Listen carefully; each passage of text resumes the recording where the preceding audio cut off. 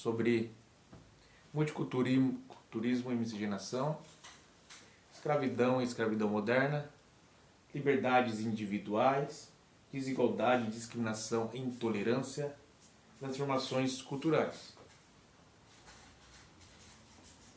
Multiculturismo no Brasil. O Brasil é um país miscigenado, ou seja, vários povos deram origem ao povo brasileiro.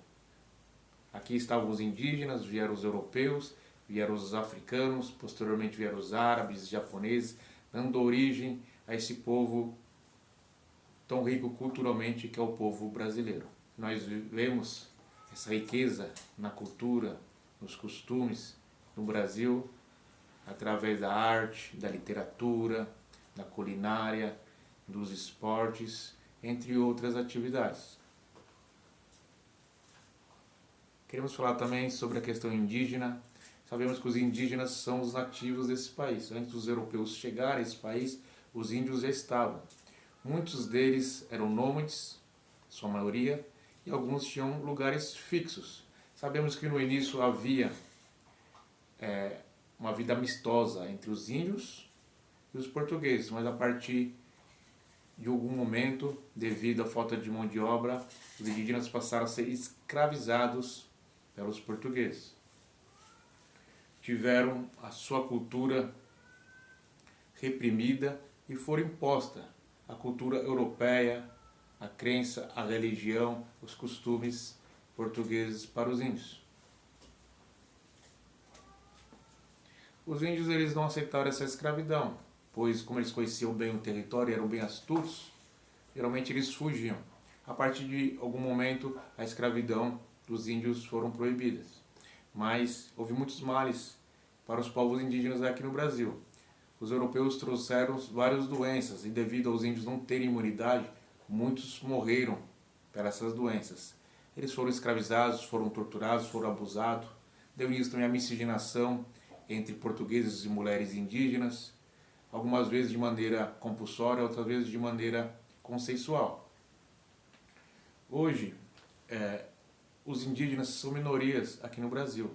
No século XVI, quando os europeus chegaram no Brasil, aqui havia aproximadamente de 5 a 7 milhões de indígenas. Hoje eles são menos de 1 milhão de indígenas em nosso país.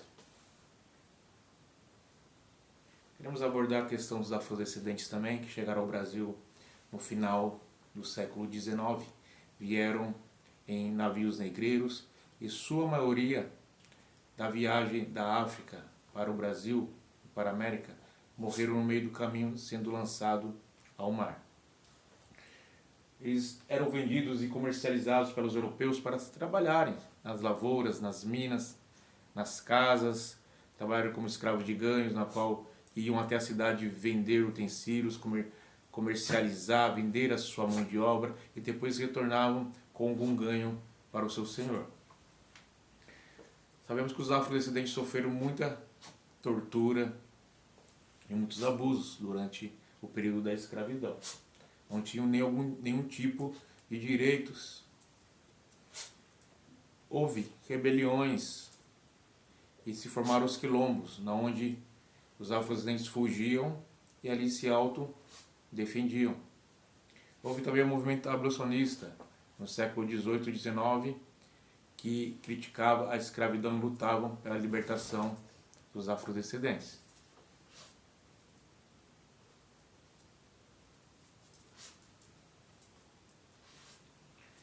Tanto a questão indígena como a questão dos afrodescendentes gerou várias questões sociais em nosso país.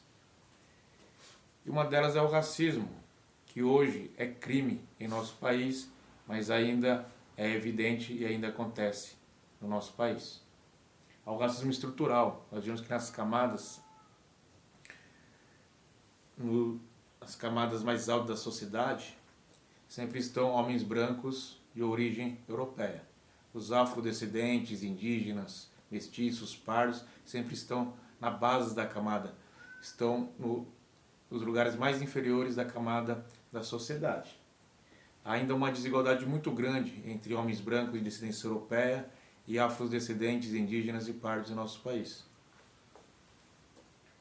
Queremos destacar para finalizar essa aula que a escravidão também é crime, mas ela ainda acontece de uma maneira mais moderna nos dias de hoje.